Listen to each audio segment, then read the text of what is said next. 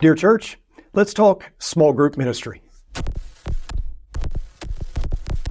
Hello and welcome to the Dear Church podcast. I'm your host, Chris McCurley, joined by my friend, one of our deacons here at Walnut Street, and just jack of all trades. Matt Steidel is joining us today. Matt is a professor at Lipscomb University. Talk a little bit about what you do there and kind of the subject matter that you deal with. Yeah, so I'm a physician assistant, and I teach in the physician assistant training program there at Lipscomb. I've been there since 2017 and practiced clinically prior to that. Yeah. But really rewarding to be in PA education now. Yeah, I bet. And talk a little bit about your family. So 3 wonderful girls that I know you're proud of, and your wife, Erin. Talk a little bit about that. Yeah, so married to Erin. We've been married for 23 years now, and we have 3 girls, Evie, who's 15, Amelia, who's about to turn 13, and then Eleanor, who's 10. Okay. So, yeah, we keep busy here. My wife is an OBGYN, practices here locally in Dixon. Yeah. Fantastic. Well, I appreciate you taking time out of your schedule to join us. For having me. And this is a subject that, that we have embarked on. Actually, the talk about small groups has existed here at Walnut Street and persisted for years. And recently we made, the elders here made a decision that we are going to put together a plan, and we're going to roll out the idea of a small group ministry we call Connect Groups that will meet on Sunday evenings. For those who participate, it would be in the place of services on Sunday night at the building. But for those who didn't, we would still always offer a service here at the building. And we rolled that out in January, the plan. And so we'll talk a little bit about that. But you were heavily involved in the plan, you and our connections minister, Chad, in getting that rolled out. And so I want to talk a little bit about that. We had an article that appeared in the Christian Chronicle recently that Bobby Ross did about our connection groups. I thought it was well written, and we got a lot of response from that, from churches asking, kind of how we undertook this and what was involved. And so I thought, well, probably be good to talk about it on the podcast, and who better to have on here than somebody who was heavily involved in that. So, Matt, let's talk a little bit about, first of all, the motivation behind these groups. What started the talk about this? Yeah, so small group ministry is not new to Walnut Street. Certainly, we had various iterations, I would say, of small groups here previously, but engaging in a more intense and in a more regular schedule was really kind of the next step that Connect Groups took. I would say with that. And, the goals, I would say, were in a lot of ways multifaceted. One facet of that being just providing people a place to belong. Yeah. A place where it felt like, hey, these are friends. Hopefully something that feels like family, especially as groups kind of go along and mature. So that was certainly a part of it. And then also, I think a really important aspect of it is the opportunity for different generations to interact within these groups, and really allow for our young people to not only see their parents express their faith, but also other folks within their groups express their faith, and how do they think about their faith and live that out, their faith. Yeah. And so this was kind of what got the ball rolling. And then a plan was put together. A committee actually was put together first that included about 3 or 4 elders. And then you, Chad, our connections minister, myself, the youth minister, Kyle, the other staff members, Chris Hedge and Steve Baggett. We were all on this committee, and it ranged from everything to how we're going to put the groups together, how we're going to roll it out, how we're going to present this to the congregation, how many announcements do we want to have, all that kind of stuff. Because it is a really different approach when you're saying essentially that you're reducing the number of attendees on a Sunday night service, and they're going to meet in homes instead.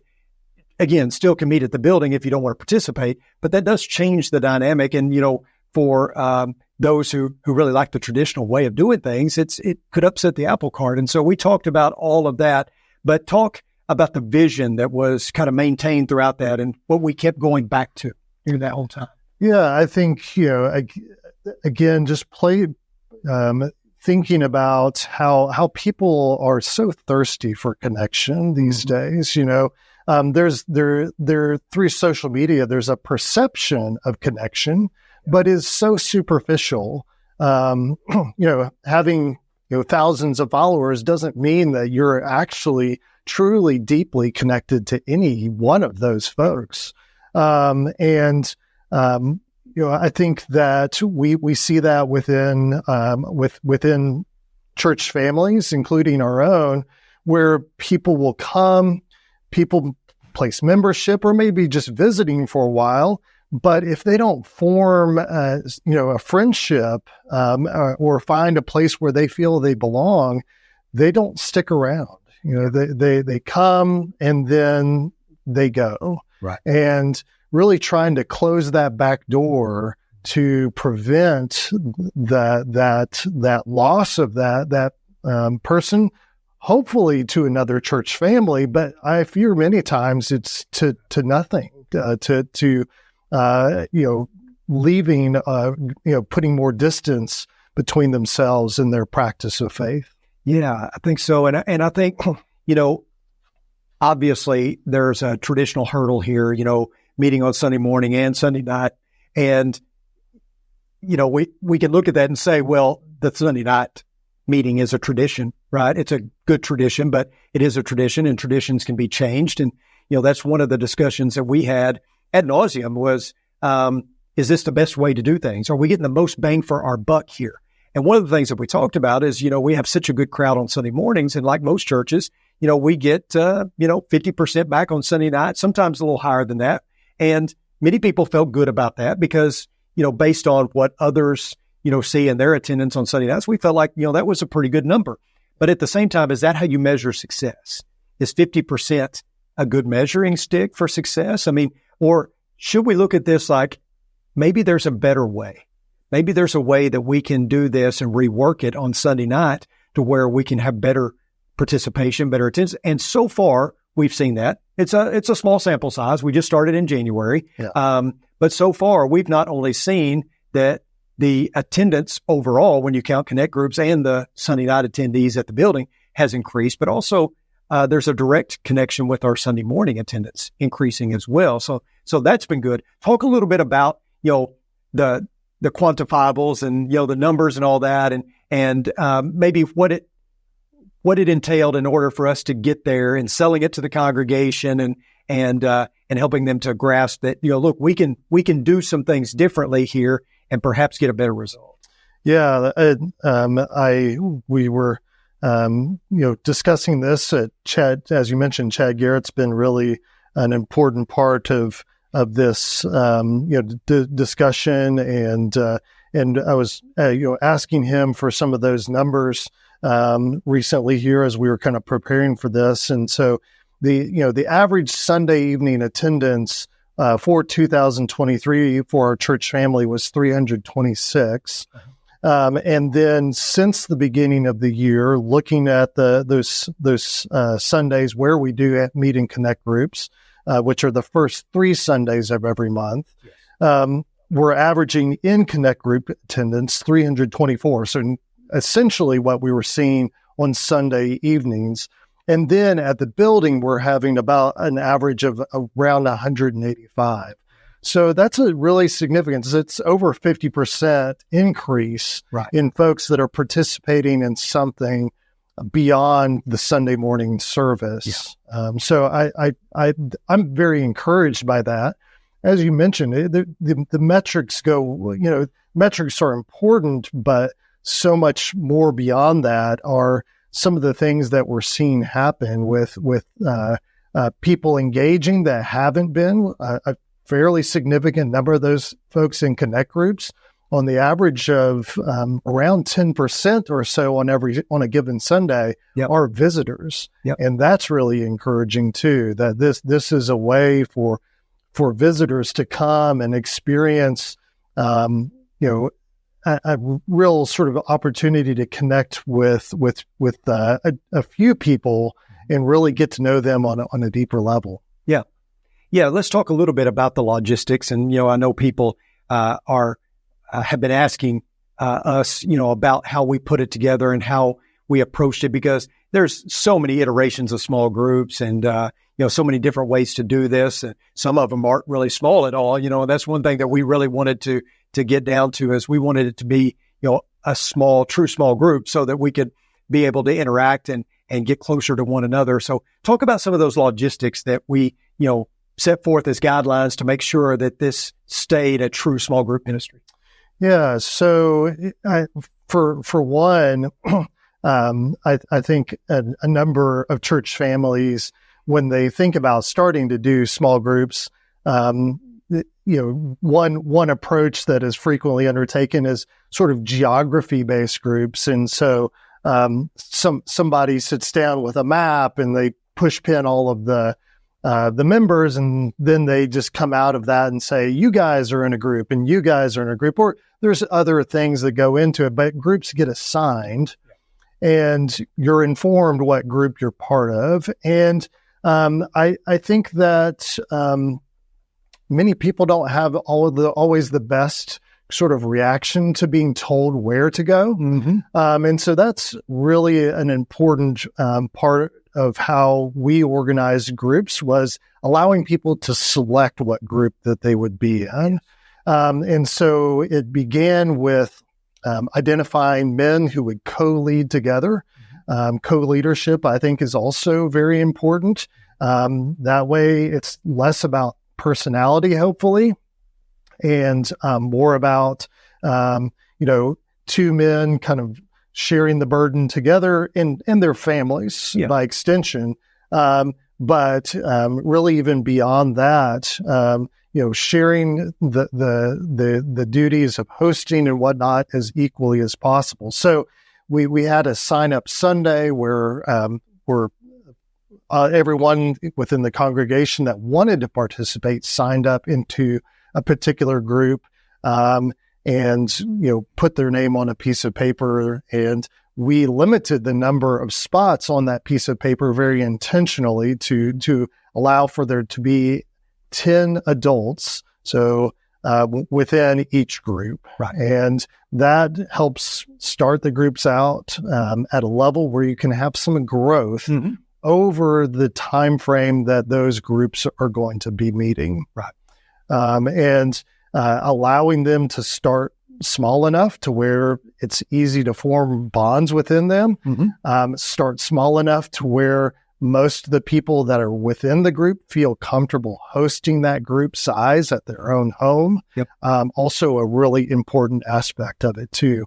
Think about that size. I think Jesus gave us a good model for a good sized group when he, chose the apostles, right? Yeah. That was, at least part of the kind of idea behind this. How many lines are there of connection within this group? And, the more lines you have, the more complicated it is, and the less people are willing to share. So I think, trying to start small. So hopefully at the end of the cycle, you've had an opportunity to grow some. However, you haven't grown to the point where it's unmanageable. Yeah. And I think those were keys, because at the very beginning, when the eldership, and I was included in all this because we didn't have the whole staff filled out at the time, when the eldership would meet with certain folks who have been successful with small groups, they would ask questions, and one of those questions was, what are some no-nos that we need to steer clear of? And one of them was, don't force people into groups. And so letting people choose their group, I think was huge. And then also we made a caveat, the elders did, and I think it was a good caveat, and that is, we're going to stop it in the summer. So June and July will all be together on Sunday nights. But also the other caveat was that we'll do this 3 out of the 4 Sundays. So the 4th Sunday we'll always come back together at the building. And I think that might have helped smooth it over maybe in the beginning with some that were a little hesitant to do this. But also, if there's a 5th Sunday, we've always had a different schedule anyway, where we call it church, eat church, right? Yeah, we have church, lunch, and then church again, and then we're done for the day. So that stayed the same as well. And I think the other thing that has really been helpful in my mind is the idea that the shepherds said, we don't want a sermon. So when we come together for the small groups, we don't want another lesson or a sermon. We want a discussion. That's and we want everybody involved and participate. And so they're taking my, actually you and Jed, taking my sermon from Sunday morning and devising, discussion questions that we can talk about in that small group setting. And I think that's gone well. I think, getting everyone involved in a discussion where we can get heart to heart and talk about some of the struggles that we have and some of the things that we also are doing well. I think that's been really good. I know my group has really benefited from that, and I hear the others are too.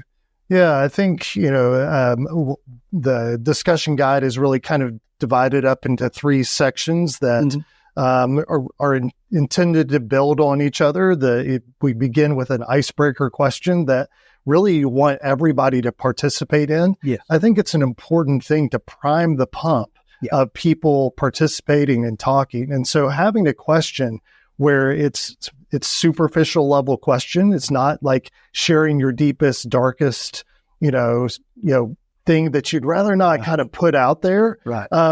Sharing something trivial or superficial with each other, something that still maybe be important to you, right. but something that you're not worried about sharing it. Right. Beginning each time together with everyone having an opportunity to speak for a few minutes, a few seconds, not minutes necessarily. But moving beyond that, we start digging into the word a little bit. Mm-hmm. And again, based on your sermon for that morning, and it just gives, people an opportunity to think about what would it look like if I were living out what Chris was telling us about this morning and trying to, bring to us, what would that look like if I was really serious about internalizing that message and then living it out every day. It's just, it's very rewarding to see, the participation, getting to see the young people within our groups. I have talked with a number of group leaders that have children and teens that are part of their group. And I think a lot of people have been so pleasantly surprised by how engaged our young people have been and how participatory they've been in these discussions. I think so too. There are so many things to talk about when it comes to logistics, and maybe the way to approach it is what have been some of the challenges. And there were many challenges, challenges perhaps, maybe we call it hurdles to overcome or whatever, in rolling it out. How are we going to put this together to make it as seamless as possible? Like, for instance, having people sign up. Yeah. What's that going to look like? And so we talked about that, and we actually talked about how many announcements we were going to make. We don't want to wear the congregation out with announcements, but how many Sundays we started in October, we rolled it out in January. That was the first meeting, the first Sunday night in January. So we spent a lot of time building it up, but there were several things that had to be considered along the way. What about this or what about that? Talk a little bit about those challenges and how we met some of those. Yeah, I mean, there's always sort of larger organizational questions, and then there's group specific challenges that there can be as well. As far as getting it ready to roll out to the church family, I think it's always really important when you're making a significant change within a family to really discuss it and talk about it a lot.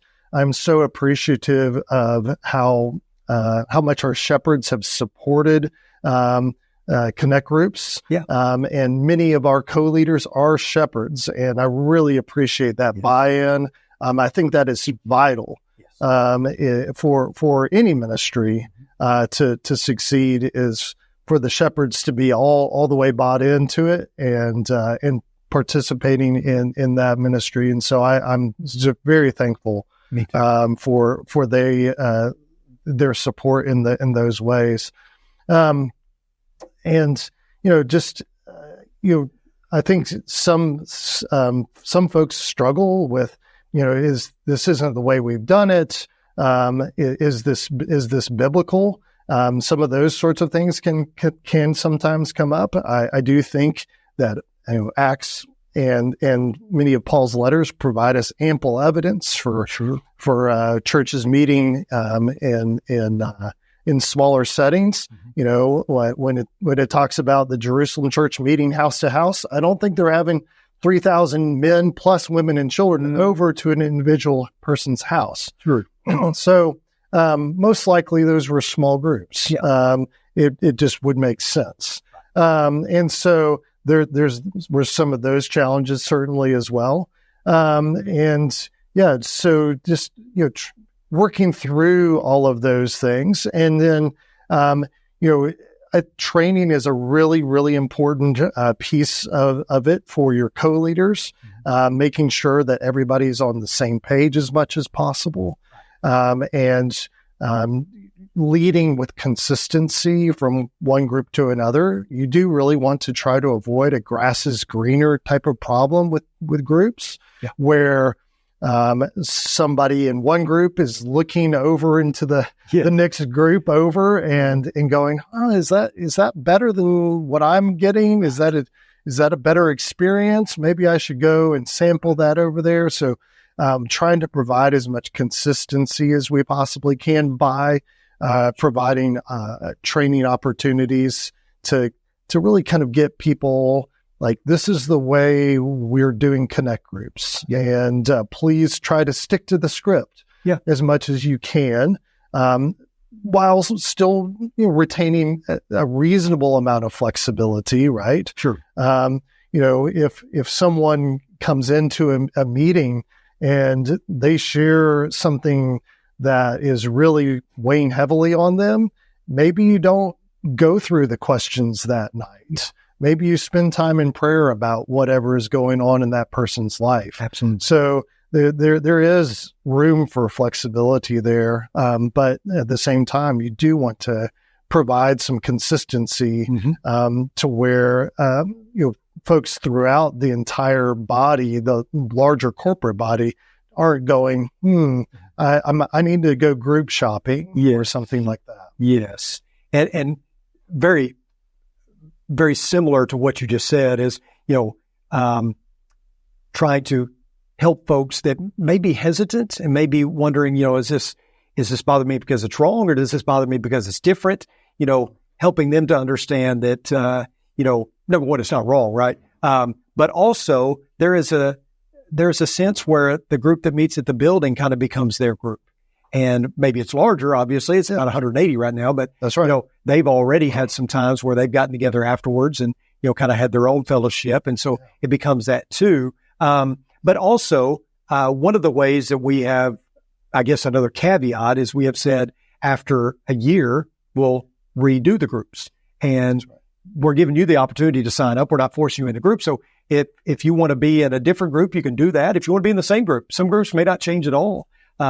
But that's something else that we've decided to do as well going forward is, so we don't get stale or apathetic, then, we can switch groups. Another thing that was a challenge in my mind that I didn't really express too much to the group, but I thought could be a difficult thing is, you're supposed to kind of, at least it's suggested, to move around the hosting duties. Yeah. So not one family hosting every time, because that can wear the mom out, especially the wife out, especially if she's cooking a meal every single Sunday night. That's right. That's going to get old real quick. And I think for the most part, that's gone well. I think anytime you start something like this, you have to be aware that some groups are going to excel and some may not as much. But right now, again, small sample size, we've seen that it's been, pretty well consistent and taken off and done well. I guess we can have this same discussion a year from now and see, but so far so good. Agreed. Yeah, I appreciate some of the things you raised there. I think whenever you're considering starting a small group ministry, especially if that small group ministry is going to take place on Sunday evenings, it is vital to have a worship service that's still at the building. Yes. There will be a number of folks within the church family that is what that's what they feel most comfortable with. and that should be an option, in my opinion. And yes, keeping the hosting duties moving around, and setting that tone and expectation. That it was again part of the training that we offered was really spending some time on that point and trying to help people understand we have to move this around. Some groups, like you point out, will be very successful, almost too successful, if I can put that in air quotes. It's wonderful that they have grown so much, but it starts to present logistical challenges for group meetings, for hosting that group someplace. And so this kind of life cycle of groups that you point out, I think is really, really important. Trying to get groups to multiply, that's the term that usually gets used in small group church, to avoid that division language. So multiplying a group into usually two groups, is really difficult to do kind of in the middle of a cycle. People have found a place of belonging there. And when a small group ministry leader approaches a group and says, hey, you guys need to become two groups, there's a lot of resistance that's experienced there. And so that's one of the wonderful things about doing the sign-up process all over again. Hopefully multiple folks within that larger group will want to co-lead the next time. So not just two co-leaders coming from that group, but maybe four co-leaders coming out of that group. And then when folks go to sign up, they're again limited. We're only going to have 10 spots for adults in this group. And so that helps to kind of provide an opportunity for groups to multiply in a more natural way, rather than trying to do it in the middle of a cycle. Yeah. And you mentioned something there that I think is key for us to talk a little bit about, and that is the training. What we did early on as a staff, the elders tasked us with coming up out of the database of members, like 100 men that we felt would be good leaders, because you're going to have two co-leaders, husband, wife. So that's the set of co-leaders. Finding, 100 men, identifying 100 men that would be, capable of taking on that task.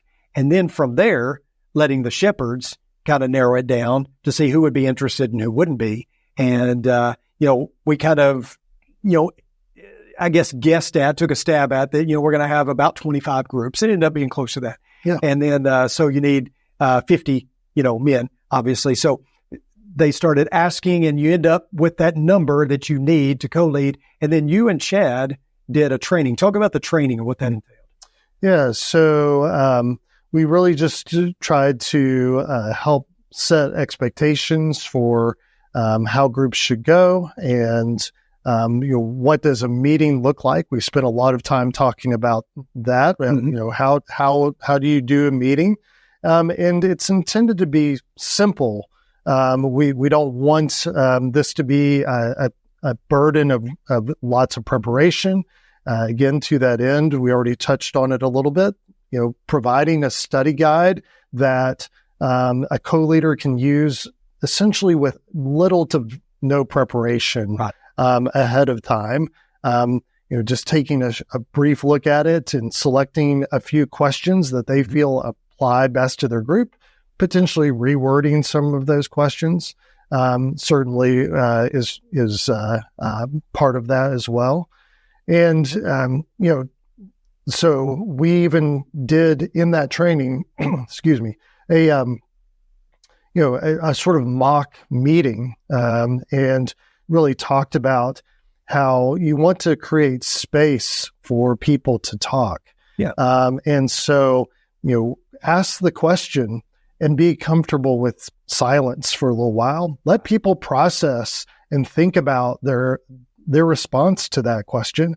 You don't have to jump into the silence and fill it. It's okay if you let it sit there, and people will start to talk. Yeah. It's just a given.